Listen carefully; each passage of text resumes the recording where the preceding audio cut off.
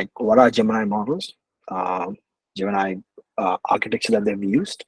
Um, so though, as I said, we have to go by what's provided in the paper. So there are certain sections that we can't like have a lot of information. So it's a bit of a sort of a problem, but we'll try our best to sort of explore what's stated in the paper and like referring to other literature to understand what's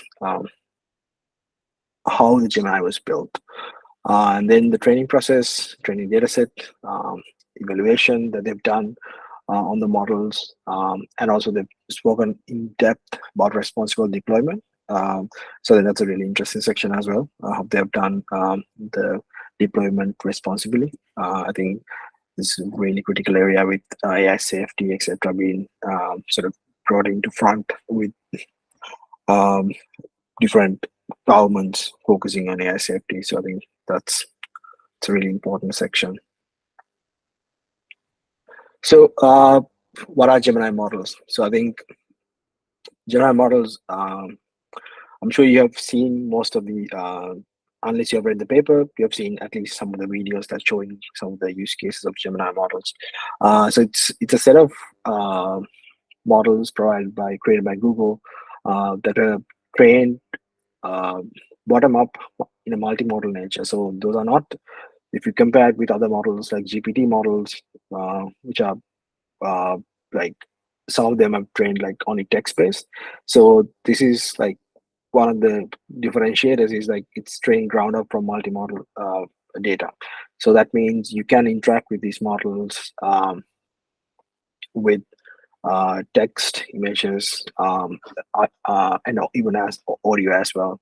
So that sort of gives you much more naturalistic interaction with the model as we would interact with another human. So I think that's um, sort of groundbreaking in a way as we move forward with quite a lot of AI tools that we build that we try to integrate with our day-to-day life. So and also they provide three versions of these models. So that's why it's called Gemini family of models. They have Ultra, Pro, Nano. I'll go a bit more into details with those different models.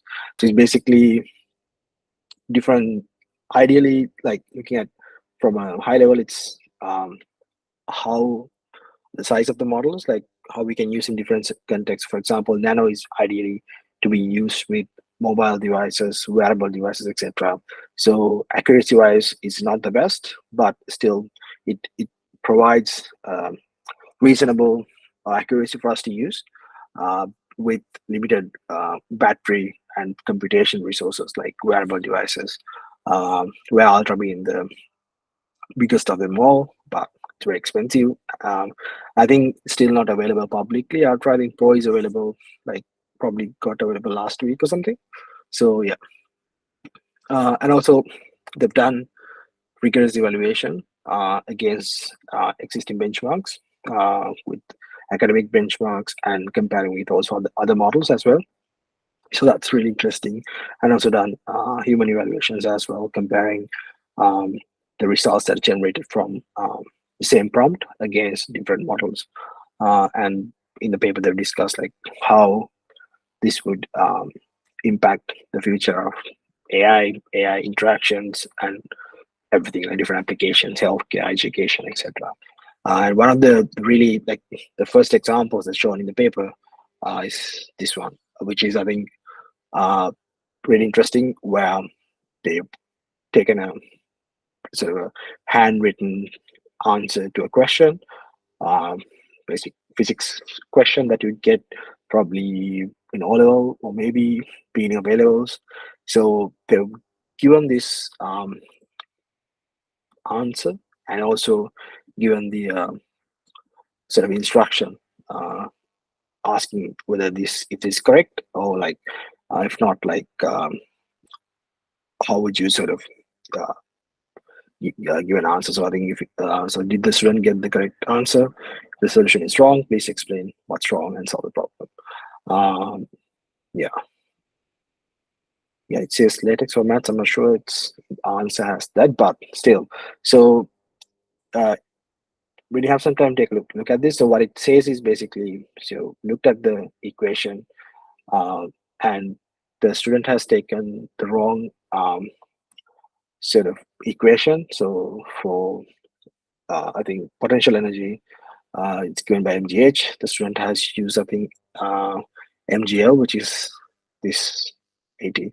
So that's wrong. So the the model has switched to using h, and 40 used 40 there, and eventually done the calculation and got the correct result. So I think this is interesting, the fact that it's able to identify read uh, the text through an image, and then reason what's wrong and identify that, and then try to get the answer to rectify what's been done. So I think it's a very cherry picked examples, but still I think it's really interesting uh, to see the potential of this kind of models within the education sector, um, where where we could like sort of get the help of an AI assistant through Gemini, maybe, that can help you with, especially students doing A levels, even university level, etc. So yeah, so these are the three models I mentioned earlier. So I've taken screen grabs from the paper itself, so I'm not changing much with what's written in the paper. So yeah, there's model size Ultra, Pro, Nano. So they state that Ultra is the most capable model, and then most of the benchmarks that they've tried is with Ultra, and like whatever they say, okay, they, for example, one of the key uh, sort of um, sort of highlights of their promotion is that they've managed to surpass human benchmarks for MMLU, which is one of the multimodal uh, large multimodal language benchmarks for to test how the multimodal models are working. So it has managed to surpass the human, which was, I think, the human level, expert human level was around 88 something, and then Ultra was at 90 plus. So that's a breakthrough that they have sort of putting out in like a lot of promotional materials. And Pro is what that's been widely available right now, and you can sort of access that through uh, Google, like I think Vertex AI and other sort of Google services that provide these models through an API, so you can access that, and that is generally, I think, cost effective, and as well as performs to a really good level compared to Ultra. And Nano, I think it's still not available. Maybe it is different locations. In the UK, I couldn't find it. So it the target will be for like reduced size 1.8 billion parameters and 3.25 billion parameters, the two versions within Nano, which they say it's efficient model with, I think, acceptable level of accuracy for especially on-device sort of calculations with these models. So yeah, it's really interesting to see how they perform. So this is the sort of the architecture diagram that they provided. It's not much; it's very high level, but I think it's really interesting to see that how they have sort of shown that you can integrate like text, audio, images, video in a sequential manner, like through use a transform model, especially decoder side of the transform model, and as the description says, sort of like interleaved sequence of text, image, audio, and video as inputs. So you can sort of, for example, provide like a PDF with images and text and use that to train. So I think I'll talk a bit about this later down the line in the presentation. So you can feed in like all these text-based like text plus images content, and it will be fine for the model because it's sort of inherently multimodal how it's trained. And so yeah, you can then, from a decoder point of view, when you sort of get results, it can be text based or even image based. So you can get tokens that can be converted into images. So that's how the architecture is developed. So the only problem is that this is what they say. So they've given some examples for us to look, but this is the the most explained content that they have on the paper. So we have to take it as it is for now until they provide more details on this report. Um, so yeah, the core architecture, as I said, so built on transformer decoders. So and so they've sort of, because of the size of the amount of training that they have to do, they've used Google's TPUs, and it's not just within trainings like one location. They've used like distributed training, and they're going to bit of depth in the report, discuss how this is being done. Some of these like also like quite new to me as well. So I need to go and read the papers that sort of explain these methods. In the next slide, hopefully I have some content on that. So on how the training has been done, and it's really interesting. If you are coming from a probably mechanical engineering, electronics engineering background, that'd be really interesting to understand how the fault tolerance and how you can efficiently train, especially if certain nodes of the distributed training sort of breaks down. How do you sort of recover from that? So all this information is provided in the reference literature in the paper. So that's really cool. Also, uh, so Gemini models state they do 32K context length.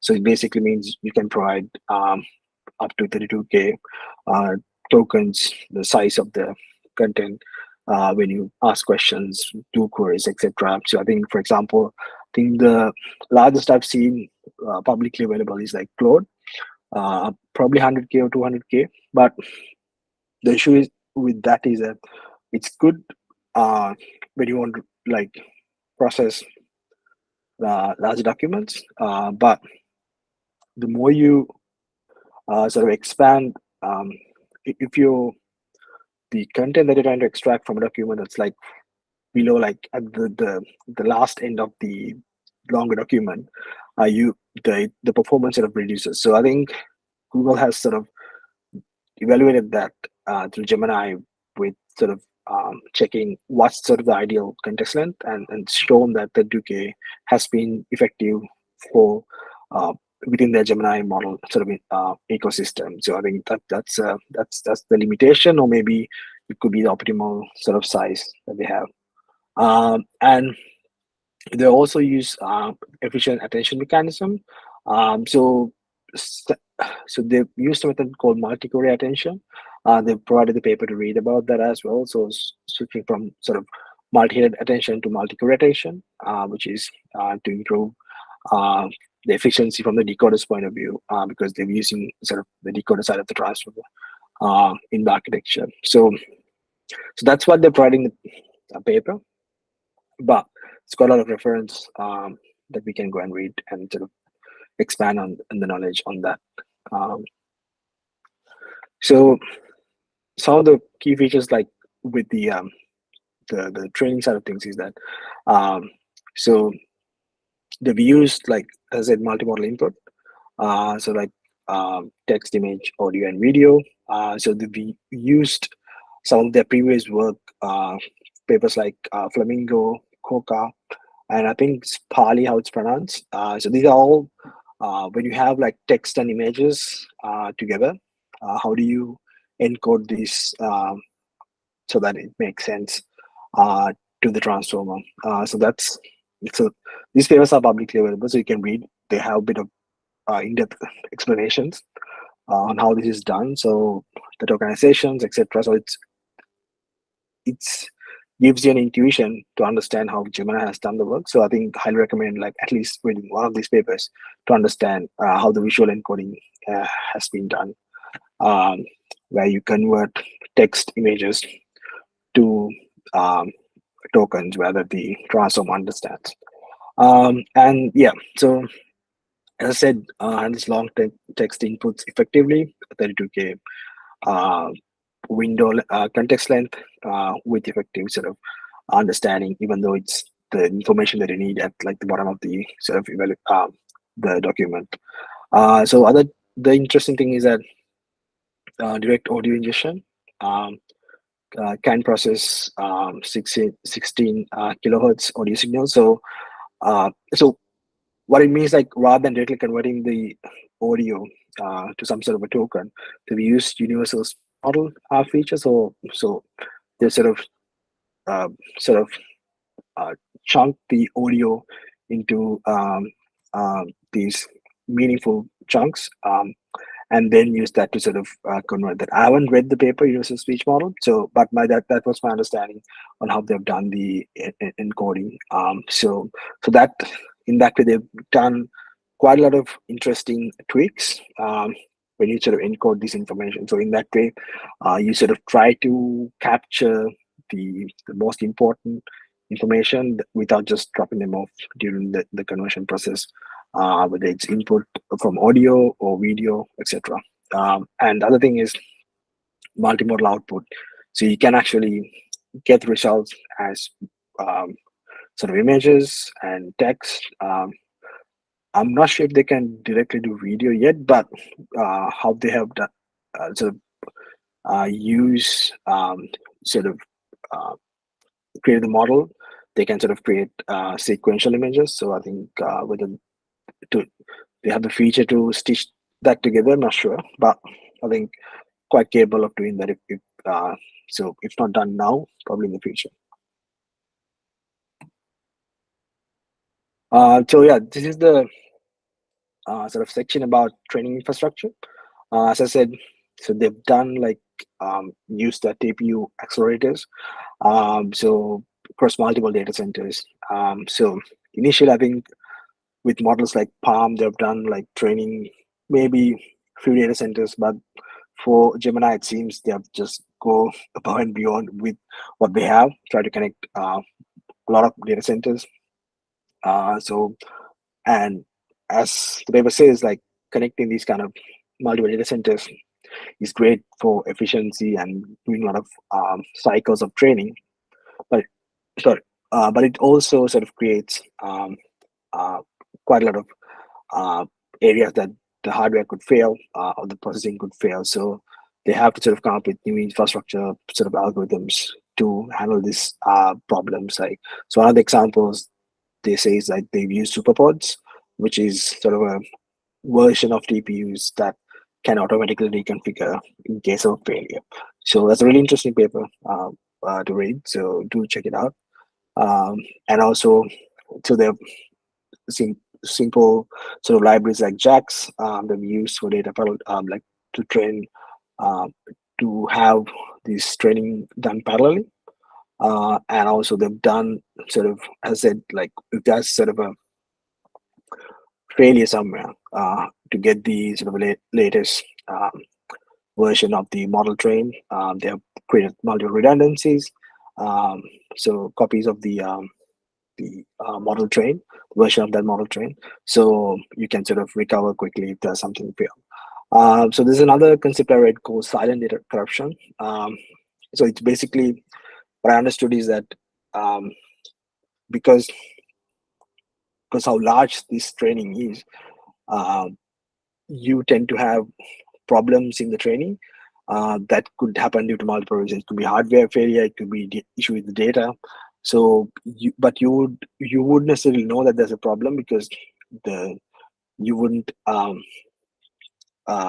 yeah, it's too big to sort of have sort of a notification saying there's a problem. So they've done like scanning and replays to identify these like different algorithms, but paper doesn't like go into detail on this actually.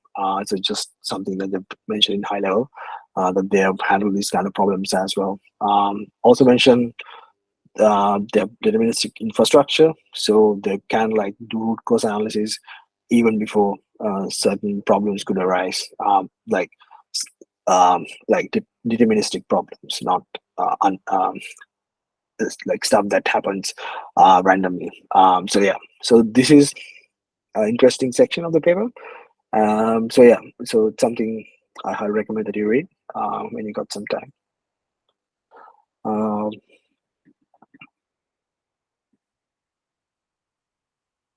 cool. So training data set that I've used, I think it's very high level still. They say, okay, they've used multimodal and multilingual content from web documents. Doesn't say what web documents, books, code, etc. So so that's a problem with this paper. Like, I mean, on a high level, they say use this stuff. It's enough to understand, but what type of data? Where do they you?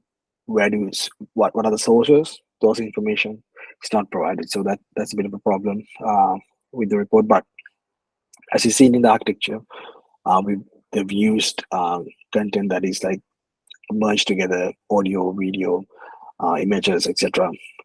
So also mentioned they've used sentence piece tokenizer when processing textual data. Um, and they've done multiple quality filters to sort of remove harmful content at the data level, like heuristic rules, model-based classifiers to identify if there's like harmful content. And also later in the paper they discuss how they try to identify if there are harmful content model by creating like custom queries to get the model to get responses for harmful queries. So and then if it's found out, you can put guardrails to reduce this harmful content. So that's the sort of the section about training data set. As I expected, it is not in depth. The paper, most of the stuff that they have focused on was on evaluation. So that's a quite a lot of on that with examples as well. So yeah.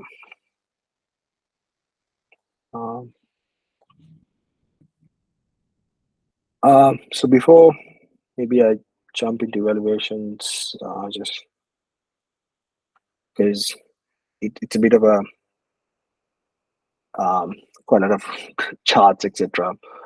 Feel free to put any questions if you have unclear things. I'll try my best to explain if that's something um, within my knowledge.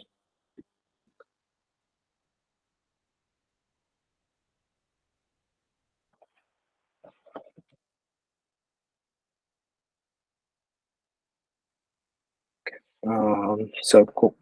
I assume either you understood everything or yeah, yeah, doesn't make much sense. But yeah, I think I'll go to the text evaluation.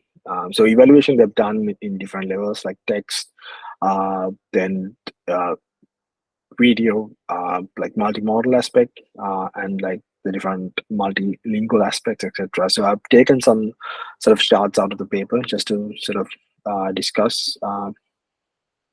So this is one of the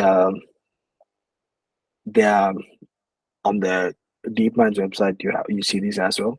Um, so I think what they've done is that these are like academic benchmarks. So then you have sort of a large language model. You try to benchmark against these sort of data sets in like mostly these are um, like prompt answers, etc. So that you expect the model to sort of give correct answers. So MMLU, which is multiple choice questions, that's across 57 subjects. I think this is the one that um, that they managed to beat human level performance, Gemini Ultra, 90.04, where human level was around 88 something.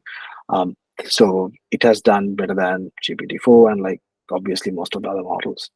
So we have to be a bit careful comparing these because these are Google reported information. And as you can see, there are quite a lot of nuance to this testing. Like it's not comparing like apples and to apples, it's like apples and oranges. So if you look at this so like COT, I think chain of thought, yeah, chain of thought prompting they've done, and then GPT 3.5, it's 5 shot. Um, so I'm not going into detail with like chain of thought prompting here. So but uh, the way they've done is you can't necessarily compare it.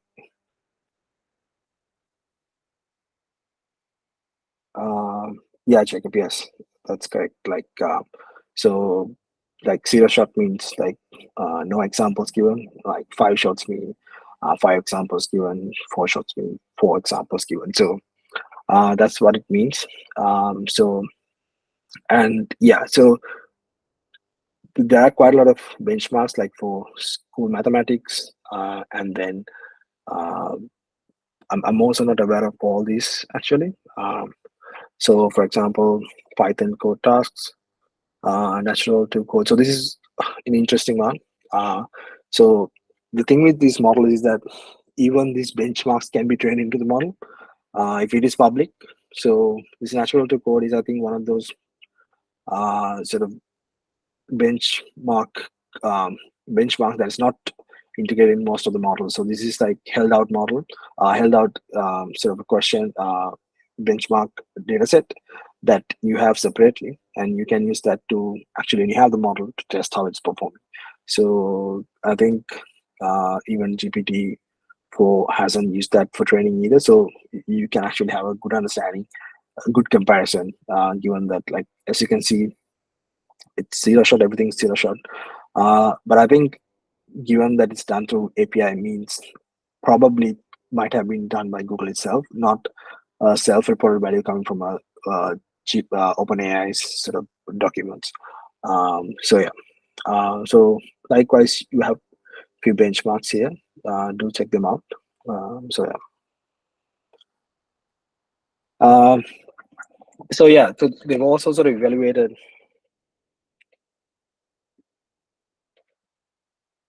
Yeah. So they also evaluated sort of capabilities across different models that in their own family of models: factuality, long context, math science, summarization, reasoning, multilinguality. So the meaning of that is exactly what the word says. So maybe long context is like how effectively can the model um, sort of uh, get right answers depending on the length of the context. So I think that's the maybe one that requires explanation. Factuality is like how factually correct the model performs for, let's say, a known set of questions and answers. And these are the sort of domains: math, science, summarization. And the data set is normalized to, I think, Pro. Yeah, normalized by the Pro model. So as you can see, normalized Pro model, its maximum is 1. So everything is adjusted according to the Pro model, which is publicly available actually. So Pro model is like fairly like comparatively closer to Ultra, but there's a huge difference between Nano 1 and Nano 2, obviously, because those are very smaller models. So that's the main reason. Yeah. Also, because it's normalized, it might be a bit yeah, because it's comparing against specific bar of the chart. So yeah, it's ideal if you had the exact numbers, like, but it's sort of a custom, like a formatted version of the actual numbers. So, but it's what we have at the moment. Okay. So this is another test I've done for the Gemini Nano. Uh, this normalization of 1 meaning this. Yeah. So I mean, just to quickly explain, my understanding is that the the these are the performance ratings. Like, the higher the performance, the better, and it means uh, yeah, exactly. So everything else is the values are sort of adjusted uh, we alongside Pro results being 1. So if so, that's the sort of the benchmark that they've set. So everything is compared with Pro. So it's like normalized with the value that Pro got. So that's what they've done. So that's what my understanding is, that what they have done in this situation. So it compared against Pro, the other models that they have. Yeah. I hope that was clear. Yeah. So this is another sort of evaluation that they've done on the Nano. So I wouldn't go into detail much because I think this is another chart, another benchmark. And apart from a few other places, Google's models have done really well. So it's nothing much to sort of explore here. But I think it's really interesting how they have done like there's quite a lot of in detail evaluation. It's really interesting, and different kinds of evaluation mechanism is there. So that's why I think everybody should read the paper afterwards. So yeah.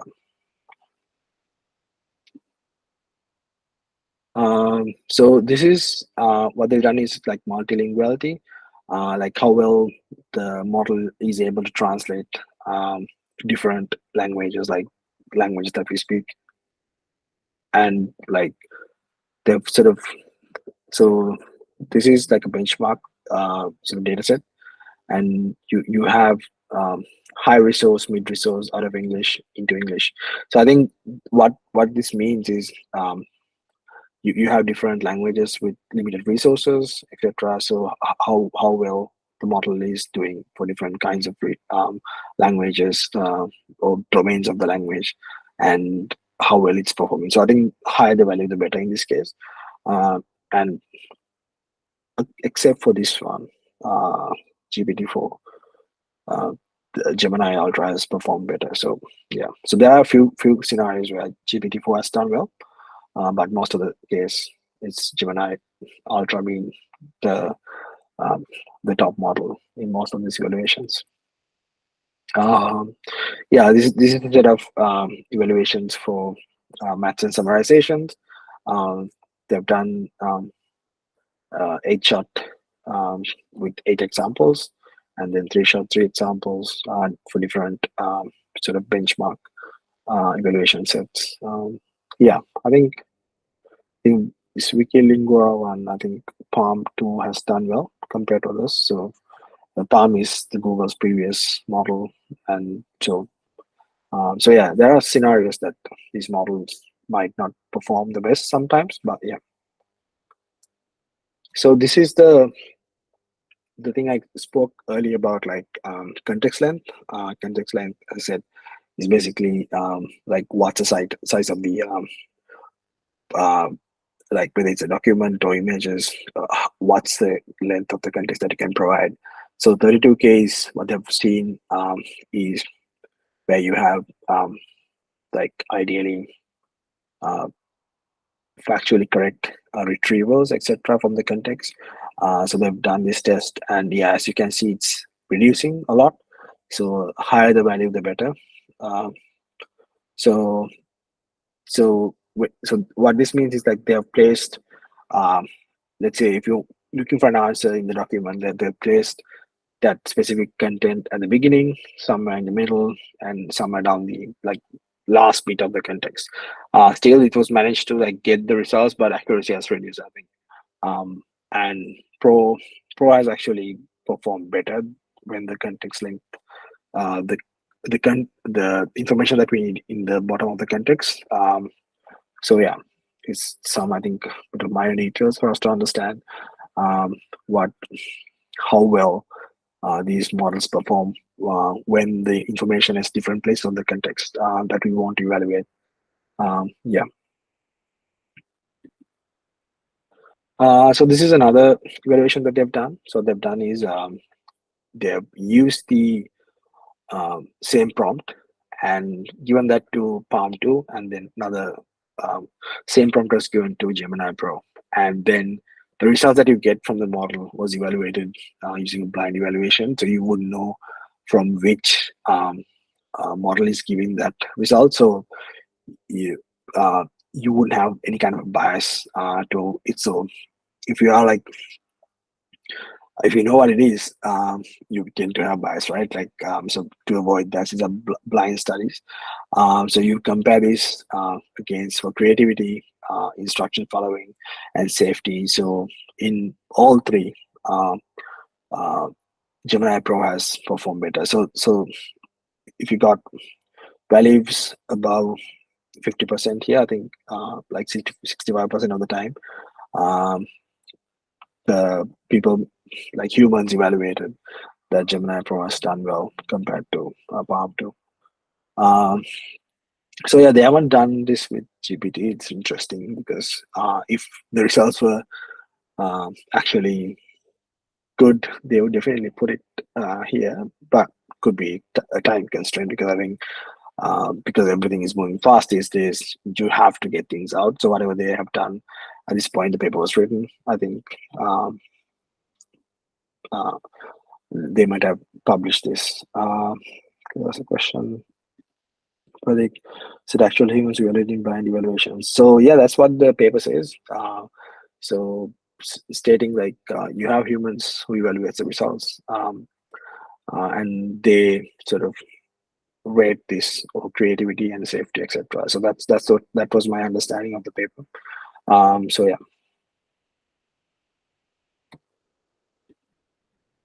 Okay. So yeah, I think for multimodal reasoning capabilities, there was a example I want to show. So yeah, this is the paper. Let's see if I can take that up. Yeah, I think this is an interesting example. Um, Actually, this is not the one. Multimodal reasoning. Yeah, this is the one. So it's basically you. This is the prompt. What you have on the left side is a prompt. You've given um, like write a code to rearrange subplots in the figure using latest version of Matplotlib. Uh, like so, given some instructions here, like move the third paraboloid subplot on the top left. Um, Top left, oh yeah, third one. Top left, put the tangent functions on the bottom right. Um, and the remaining two subplots, one of them should stay in its original position and the other one should fill the last spot. So yeah, this is a bit of a tricky question as well. You need to figure out like which one goes where. And yeah, so and also um, then explain where each subplot should go in its new location. Last by the full code rearrange version with the original color scheme. So this is all we given the model, and with like it's able to sorry, is able to sort of decode that. So this is like evaluating like what's the current status, and then you do then the new places that the subplots will be, and then this is the code, and using that code, uh, they have generated um, these charts. So I think this is amazing. Like I haven't tested this code yet, but it's if this actually can do this, it's really cool. I feel, and if you look at the charts, it's yeah pretty much the same. I think yeah. So yeah, it's a really nice example of showing how powerful and useful this model can be. Yeah, there's another example for image generation. So you have like few examples as well, like it's a bit of a few shot. Yeah, it's just given some examples as well. Um, so so this is basically give me two ideas that I could do with these two colors. So this is like a um, I see blue and yellow yarn. You've given that, and then a blue. How about a cute blue cat? So you give an example. So we are sort of priming the model to get the answers we want. So you sort of give these instructions like as an example, and then you give the new prompt. So everything here is sort of asking the model, okay, follow what's been done before and create something new with this. And so it also follows the same structure. So I see green and pink yarn.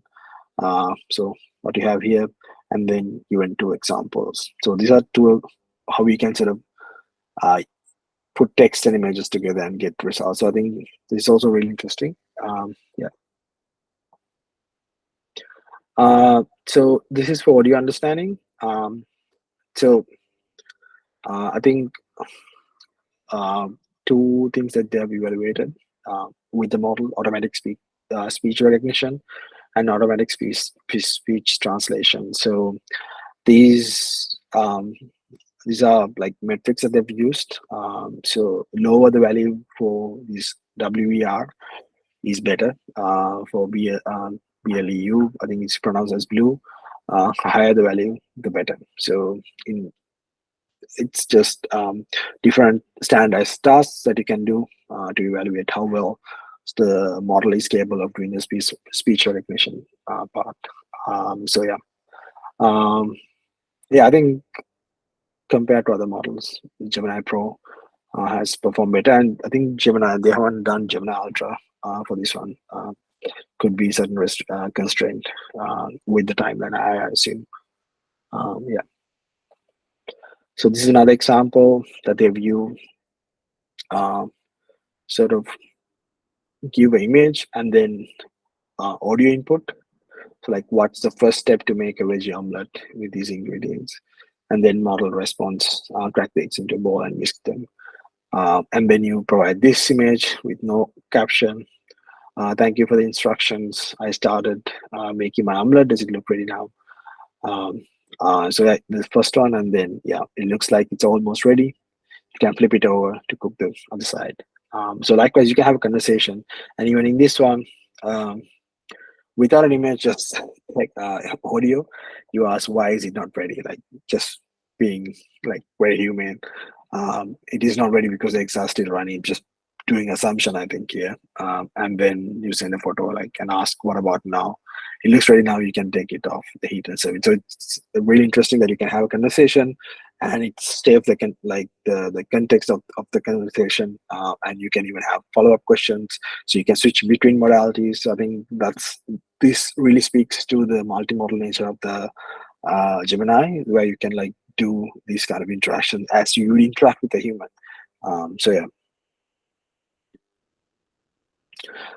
So I think this is the last bit, like the responsible deployment bit. So so I think they've taken this five-step approach that is governed through like the DeepMinds and Google sort of safety guidelines that they have for AI. So you use that and you do assessment, then policy evaluation to see how well the models are doing against the policy, and then you do certain mitigation mechanisms, and then only after that you deploy the model. Um, so impact assessments, you check for factuality, safety, security, and fairness, like how the model is doing. And then model policies like child safety, hate speech, fairness, things like that, very critical things. Um, and see if the model is adhering to like Google DeepMind's AI safety criteria. So this is provided in the paper. You can go and read in detail like what their sort of priorities and like sort of policies are. It also changes with time. So I've seen like multiple versions of the sort of guidelines. Um, yeah, the omelette picture was cool, definitely.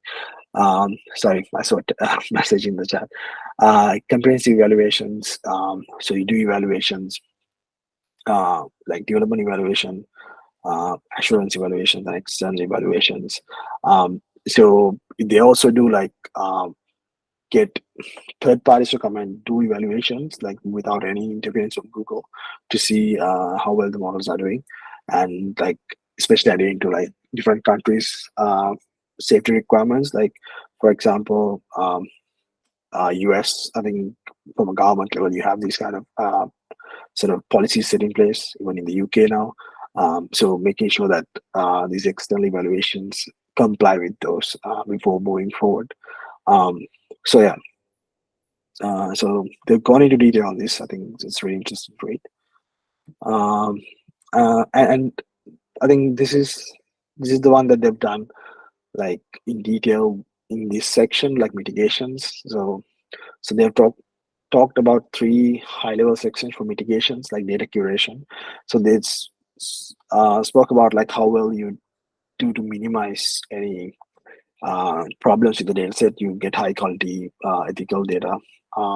So if you get good data, that means trained model will be good as well. So also they make sure that when you get data, that it ensures fair compensation for workers, especially if there's a lot of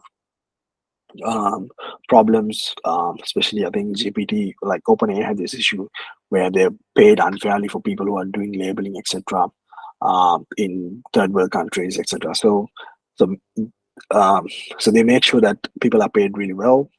fair compensation, who are doing data curation, labeling, etc. So I think so they highlight that specific aspect, not just the content wise, but also how the content was sourced. And then instruction tuning. So you make sure through you structure the reward model like the reinforcement learning models in a way that it sort of um, uh, promotes safe and uh, no harm is done through the results that's coming from the model. So and also no hallucinations, etc. Um, and then factuality. So Gemini focus on three key behaviors: attribution, closed book response generation, and hedging. So what this means is like, if I'm not mistaken, attribution is you ask a question in the context you have the information, and if the model can perform um, get the right answer from the context, the prompt itself. So for example, if you ask, I have like uh, you give your personal information and ask a question on that, and if you can answer properly, that's awesome, that works. The second part is closed book response. That means you assume like this is general knowledge, like for example, like when was Barack Obama was president of the US, things like that. I think that was one of the examples. So you ask questions like that, and the model should be able to get that information correctly. And hedging is that my understanding is when you don't know an answer to something, it doesn't just hallucinate and like blurt out something wrong. It will mention that, okay, I don't understand, or I don't know enough information to give you an answer. So that's what. So you incorporate certain um, hedging aspect to the response. So you evaluate that. And yeah, so you have different different metrics to evaluate this as well. And yeah, so they've evaluated Gemini Pro in two levels: one with these mitigation mechanism applied, or after the mitigation mechanisms are applied, and like the so that's they've done the comparison. So yeah, this is really, I think, comprehensive work from Google's side to make sure that these models are um, responsibly and safely deployed. Yeah, this is the paper. Probably, I think it was on the event link as well. So yeah, this is the end of the session. I think, yeah, cool. So yeah, feel free to ask questions. Yeah. Okay, I have a question that that was interesting because I actually kind of came late, but was there any metrics on the translation, like performance of Gemini? Oh yeah. There was actually. I think. Let me share my screen again.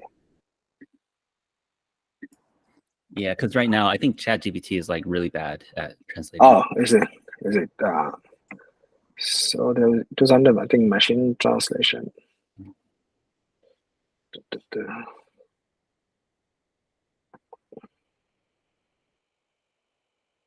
Yeah, this one.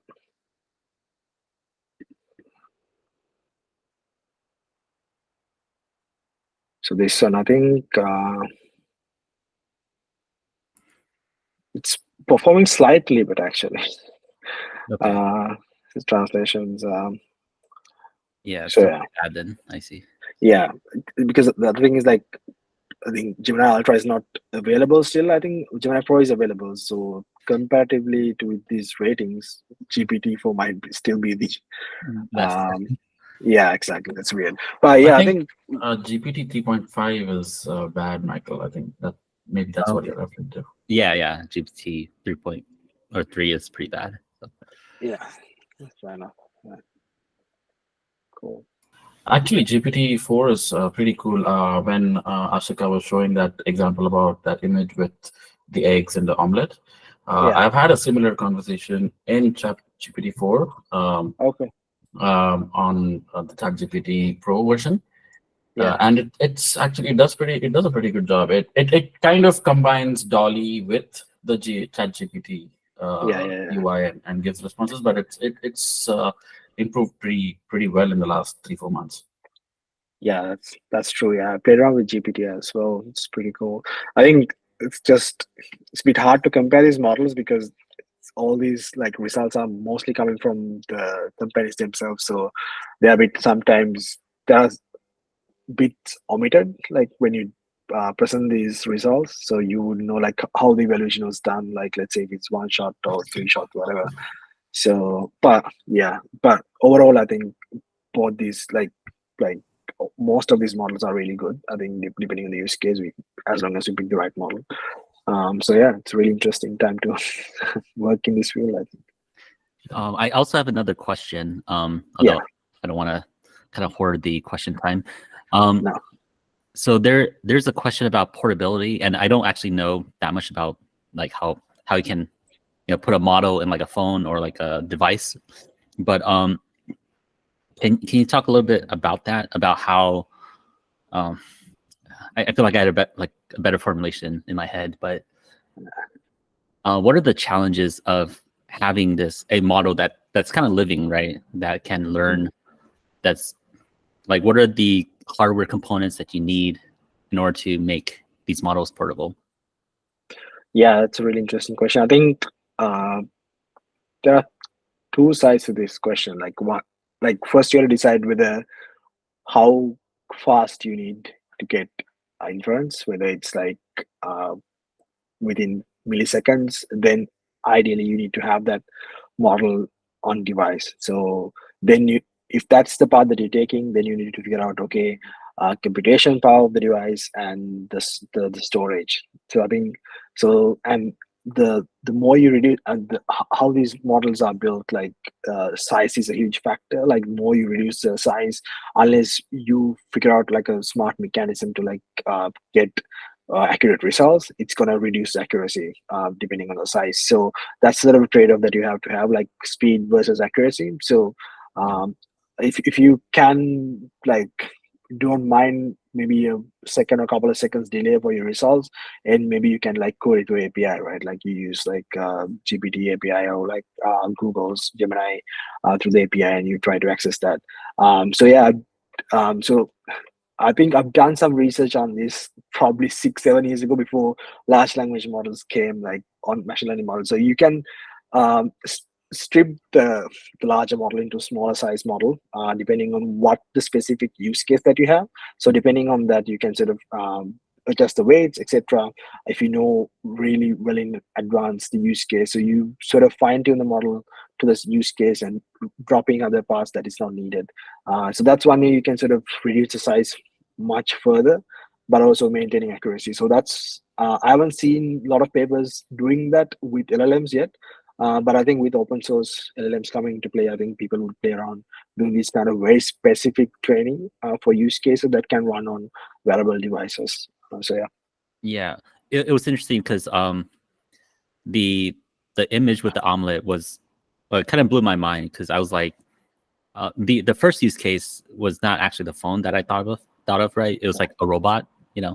a robot brain. So Yeah. it's like, but there's a lot of hardware components that's that drives the the actual mechanics. So it's going to compete against the brain, right? So I was just thinking about the portability of it and everything.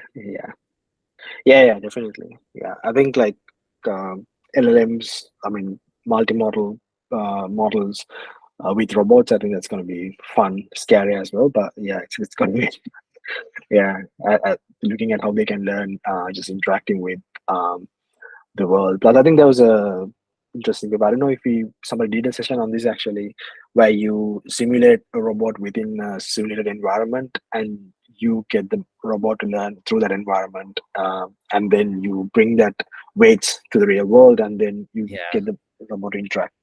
So, Yeah, I saw that with NVIDIA doing a lot of training in virtual yeah, reality. Yeah, that's just fascinating. yeah, it's pretty cool. Yeah, there was a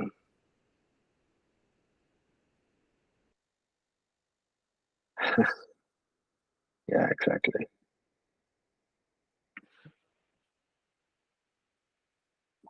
Cool.